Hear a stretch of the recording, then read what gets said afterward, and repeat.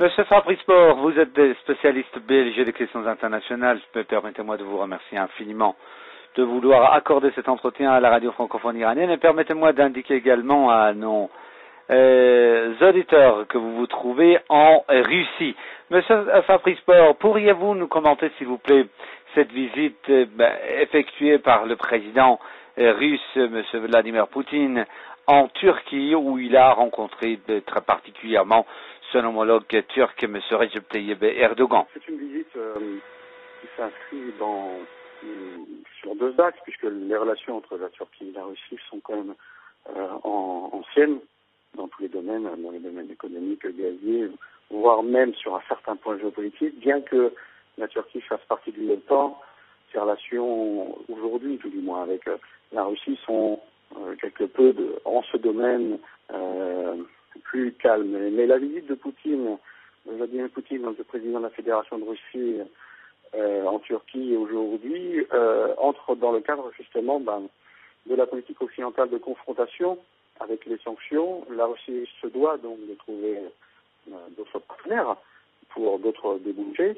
Et la Turquie, justement, il y a eu plusieurs accords qui viennent donc d'être signés, tels que l'augmentation de la livraison du prix du gaz à la Turquie, avec une réduction d'ailleurs de 6%, ce qui va entraîner la construction d'un deuxième gazoduc à travers la mer Noire.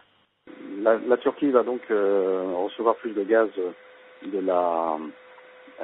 en provenance de Russie, avec la création d'un nouveau pipeline, un nouveau gazoduc, et la Russie a également donc indiqué à ce moment-là, de par les sanctions économiques, de par la pression de la Commission européenne sur la Bulgarie, le gazoduc South Stream, qui devait passer donc de la Russie vers l'Europe centrale via la Bulgarie, la Serbie, en passant par la Grèce, la Hongrie, il était suspendu alors d'aujourd'hui, même annulé, du seul fait que si l'Union européenne, comme ils disent, ne veulent pas sécuriser leur approvisionnement en gaz, et donc c'est effectivement leur souci, la Russie n'allait pas investir dans quelque chose qui ne servirait à rien. Alors effectivement, c'est un point très important, puisque jusqu'à présent, l'Union européenne créait des problèmes à chaque fois sur ce projet, puisqu'il y avait un projet concurrent qui devait d'ailleurs passer par la Turquie, sauf que le projet turc était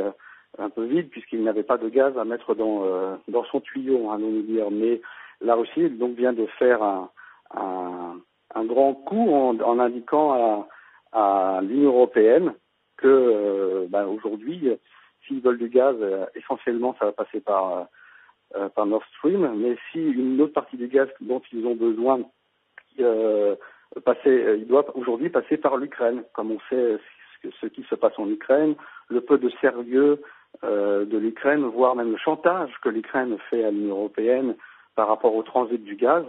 Bon, aujourd'hui, c'est un peu la balle est dans le camp de l'Union européenne pour qu'ils allègent les sanctions, pour qu'ils arrêtent les sanctions, pour commencer peut-être un véritable dialogue, puisque en même temps, le Kremlin a indiqué, par l'intermédiaire d'un forum qui se passe tous les ans d'ailleurs, je crois, à Bruxelles, ils ont indiqué qu'ils étaient prêts à faire, la Russie était prête à faire l'Union économique eurasienne, donc qui va naître le 1er janvier, qui représente la Russie, le Bélarus et le Kazakhstan et bientôt l'Arménie d'ailleurs, qu'ils étaient prêts donc à tendre la main pour faire un espace économique, culturel et même de sécurité avec l'Union européenne.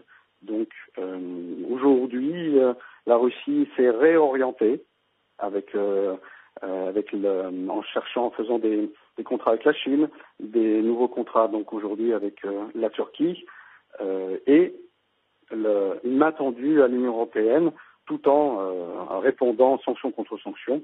Et donc ils vont arrêter la construction de ce pipeline qui était pourtant un des gages de stabilité de livraison d'énergie pour l'Union européenne. Monsieur Bord, vous venez en fait de faire allusion à cette politique de réorientation, disons-le, de la politique de Moscou vers l'Est. Vous venez d'évoquer le cas de la Chine et également le cas de la Turquie. La question qui s'oppose s'agissant de la Turquie, qui fait partie, comme vous l'avez dit, de l'OTAN qui aspire en fait à adhérer un jour à l'Union européenne.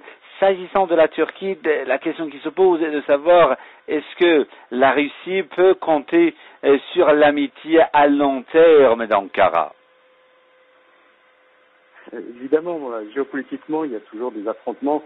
Ils ne sont pas d'accord sur la Syrie, c'est une évidence. Ils ne sont pas d'accord sur l'Ukraine, bien que ça peut s'arranger sur l'Ukraine, puisque la Turquie d'Erdogan, donc la Turquie on va employer un terme occidental, je m'excuse, parce que on met l'islam à toutes les sauces, donc la Turquie islamiste d'Erdogan, évidemment, a une politique un peu, allons dire, particulière. Et bon, je suis pas sûr d'ailleurs qu'aujourd'hui ils veuillent encore rentrer dans l'Union européenne eux-mêmes, puisque dans la Turquie d'Erdogan, c'est un peu l'idée du pan-turquisme qui pourtant avait été abandonné il y a longtemps, à savoir qu'ils s'intéressent aux Tatars de Crimée, qui sont donc un peuple musulman, qui était sous domination ottomane auparavant, donc quand l'Empire ottoman existait.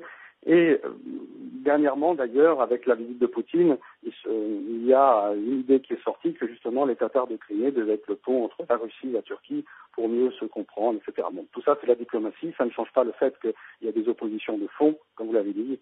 La Turquie, c'est toujours dans l'OTAN.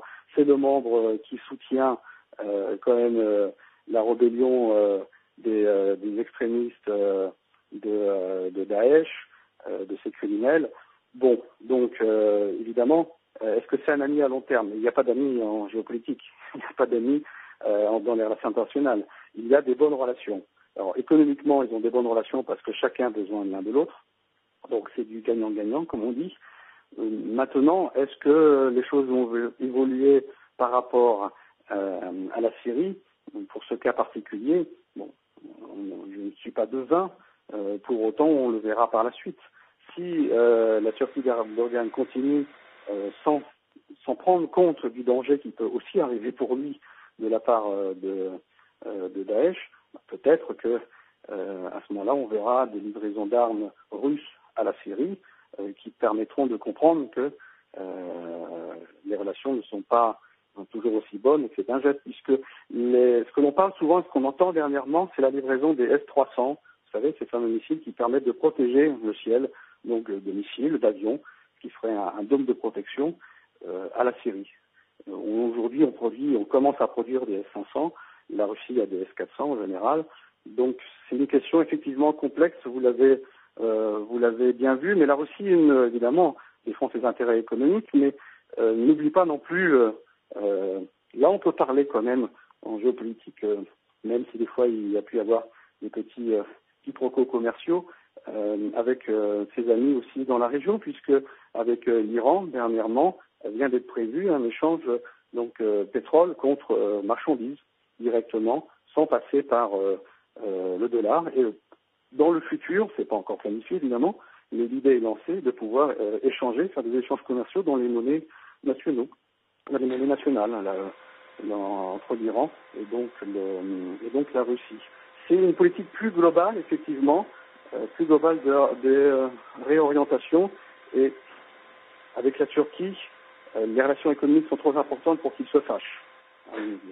Mais d'abord, une dernière question en fait de cette visite en Turquie de M. Poutine a fait réagir le secrétaire général de l'OTAN, qui a dit que voilà, il y a eu des sanctions qui ont été adoptées par l'Union européenne, les États-Unis contre la Russie, et ces sanctions sont importantes, c'est-à-dire dans une allusion directe à cette visite à Ankara du président Poutine. Bon, c'était cette réaction négative du côté de l'OTAN.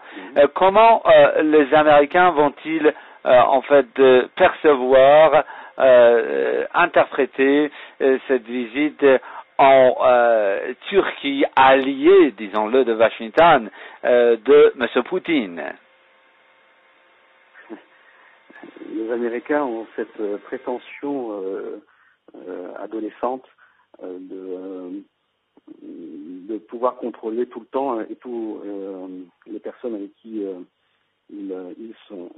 Alors évidemment, dans l'Union européenne aujourd'hui, la plupart des pays, les gouvernements sont ce que moi j'appelle le parti américain, ce sont tous des atlantistes, donc il n'y a pas trop de soucis à se faire, et ils obéissent, comme on dit, le doigt sur la couture, contre leurs propres intérêts d'ailleurs, contre nos propres intérêts. Maintenant, la Turquie, c'est autre chose. C'est la première armée du Moyen-Orient. Qui commence à avoir des visions un peu impérialistes. C'est la Turquie même d'Erdogan. Là, il faut lui reconnaître ce côté positif. Il faut savoir reconnaître le négatif et positif même chez ses adversaires et chez ses ennemis. Commence économiquement à une offensive en Afrique. La Turquie d'Erdogan se sert, et dans l'OTAN évidemment,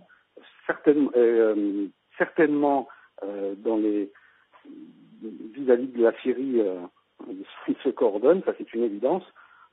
Pour autant, les intérêts de la Turquie ne sont à moyen terme ou à long terme ne sont pas les intérêts des Américains.